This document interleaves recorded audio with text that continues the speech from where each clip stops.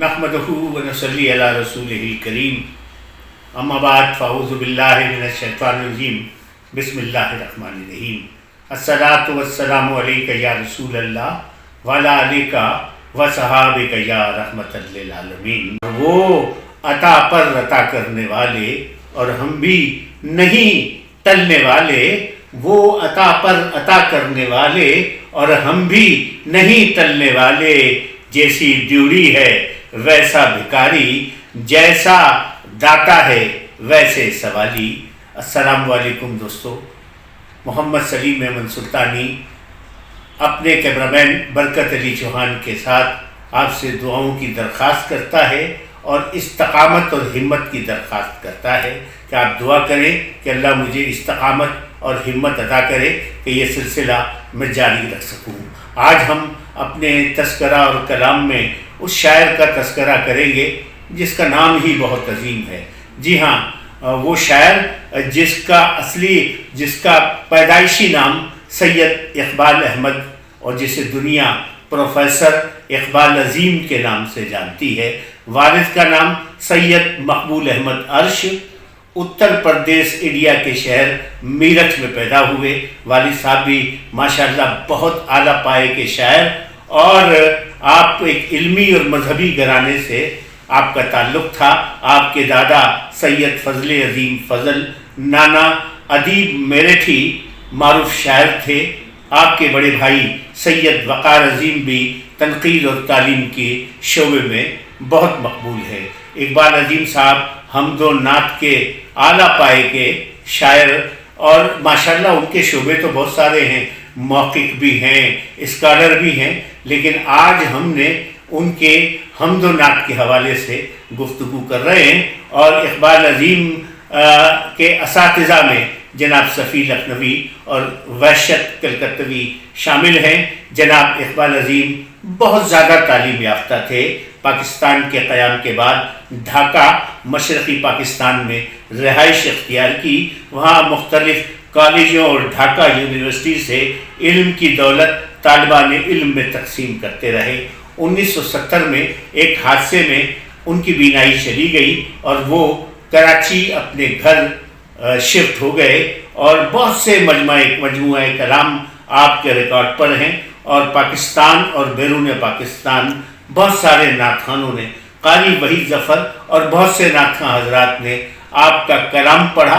बच्चों ने भी नातखां आपका कलाम पढ़ा, और आपका कलाम सुनने वालों को अश्क बार कर दिया करता था। सितंबर 2002 में आपका इंतकाल हुआ और सखी हसन कब्रिस्तान कराची में आसूदाए खाक हैं। बहुत अजीम नात गो और बहुत अजीम हस्ती। मुझे अल्हम्दुलिल्लाह ये फ़ख्र हासिल है कि हैदराबाद में उनकी नक़ाबत मैंने की। मेरे लिए ये बहुत बड़ा एजाज़ है। जनाब इकबाल अजीम साहब बहुत बड़ा नाम है। अल्लाह तबारक व तआला उनके दर्जात बुलंद फरमाए। उनके कुछ अशार मैंने अभी ऊपर पढ़े और कुछ अशार तहतुल लफ्ज़ में पेश करके मैं जनाब शाहिद अली नक्शबंदी नौजवान नात खां हैदराबाद के, उनकी पढ़ी हुई नात और मशहूर व मारूफ नात जो बच्चे की ज़बान पर है, मैं इसके साथ मुंसलिक करूँगा कि ये खुशबू कुछ मुझे मानूस सी महसूस होती है। इकबाल अजीम साहब कहते हैं, ये खुशबू कुछ मुझे मानूस सी महसूस होती है, मुझे तो मदीने की गली महसूस होती है, मुझे तो मदीने की गली महसूस होती है।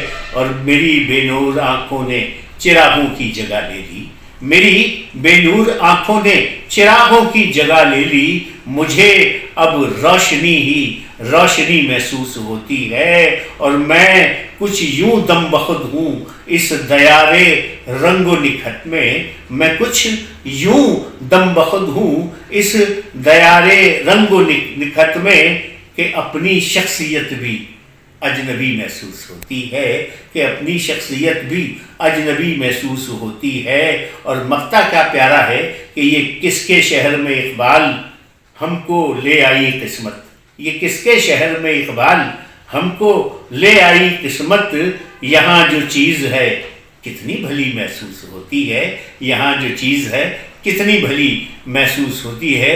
میں جناب شاہد علی نقشبندی صاحب کی پڑھی ہوئی اور بہت ہی مشہور و معروف اقبال عظیم کی نعت اس کے ساتھ منسلک کر رہا ہوں۔ صلی اللہ علیہ یا رسول اللہ وسلم علیک یا حبیب اللہ۔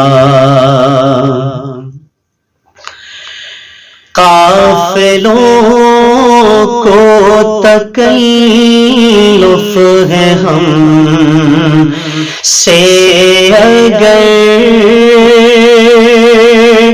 ہم بھی بے بس نہیں، بے سہارا نہیں،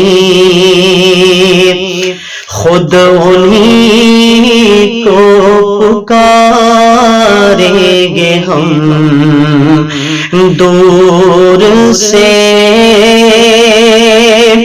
راستے میں اگر پاؤں تھک جائیں گے، جیسے ہی سبز گنبد نظر آئے گا، بندگی کا قرینہ بدل جائے گا، سر جھکانے کی فرصت ملے گی کسے، خود ہی پلکوں سے سجدے ٹپک جائیں گے، نام آقا جہاں بھی لیا جائے گا، ذکر ان کا جہاں بھی کیا جائے گا، نور ہی نور سینوں میں بھر جائے گا، ساری محفل میں جلوے لپک جائیں گے، اے مدینے کے زائر خدا کے لیے داستان سفر مجھ کو یوں مت سونا، دل تڑپ جائے گا، بات بڑھ جائے گی، میرے محتاط آنسو چھلک جائیں گے،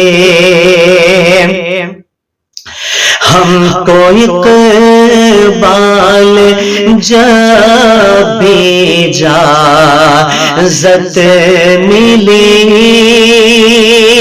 ہم بھی آقا کے دربار تک جائیں گے، ان کے چشم میں کروں کو ہے اس کی خبر، کس مسافر کو ہے کتنا شوق سفر، ہم کو اقبال جب بھی اجازت ملی،